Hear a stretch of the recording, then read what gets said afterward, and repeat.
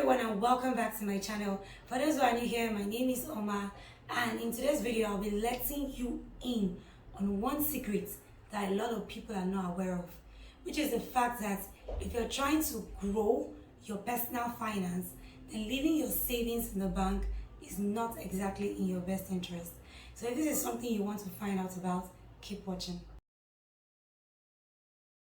Before I go into the details, let me let you know that I'm one of those that used to get high on my bank account balance. Like I've mentioned in lesson 1 in the introduction, I am risk averse, like I'm zero risk. So I want to keep my money in a place where I'm seeing it grow, or I'm watching it, or I'm assuming that it was growing just by seeing my bank balance. But the reality is the true value of your wealth is not exactly in your account balance, in your bank account balance, but rather in how much you have been able to truly save, and how much you have been able to invest, and how much you've been able to make from the money that you have saved and invested. How much you've been able to ensure that your money is fighting against inflation, especially in a society where inflation rate is skyrocketing daily. So the bank is great as a transactional account. The bank is great for saving your money, from fraudsters, like putting your money in a colo jerry can under the bed. Nah, the bank is great for that. The bank is great for transactions. You want to get inflow, you want to pay for something. The bank is great for that. Even the bank has realized that, look, this is not exactly the best for our clients, which is why they now have different products. So banks are now offering you investment portfolios.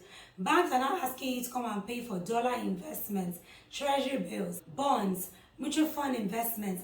These are things that investment banks, investment companies, asset management companies, high-yield savings accounts, fintech companies are doing. And so the banks are trying to ensure that they do not lose their customers completely to these other products that help their customers to actually level up financially. And if you use the bank to save your money, you are going to allow your savings to be affected by a number of factors, which includes all these withdrawal fees and other bank charges. At the end of the year, the interest that you're promised, which is like 0.5 or whatever it is, I'm going to confirm by the time I put up this video, is not exactly going to result to anything. So what I do is to use a high yield savings account. We have a number of fintech companies now promising people reasonable high yield for their savings. I use Backup Cash and I get about 5%.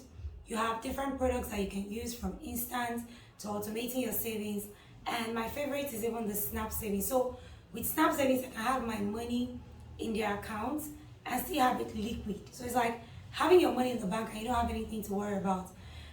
If you know you want to use the money after 7 days, you can just pull out the money and do whatever transaction you want to do. For business owners, it's also a good idea. Now, for my current account, I'll have all of this money from my businesses in there, but it also gets taxed, I think 2,000 naira by my bank every month. And I'm not exactly seeing interest on it. You get what I mean?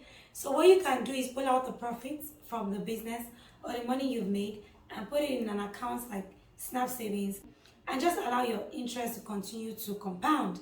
Now, when you need the money for whatever it is that you want to do, you can take it out and do what you want to do.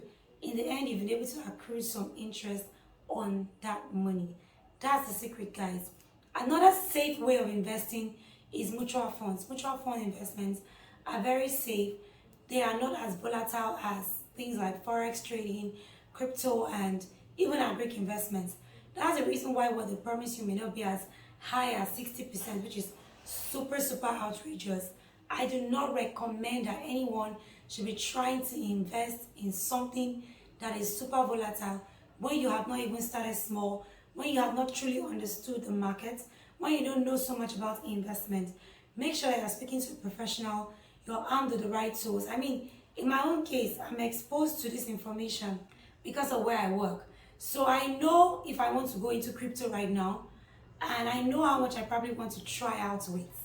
But for me, the core of my investment is mutual funds and using the high yield savings account. Of course, I have a bit of investment I try every now and again with our Greek investments, but I also ensure that the companies that I work with are companies that are insured.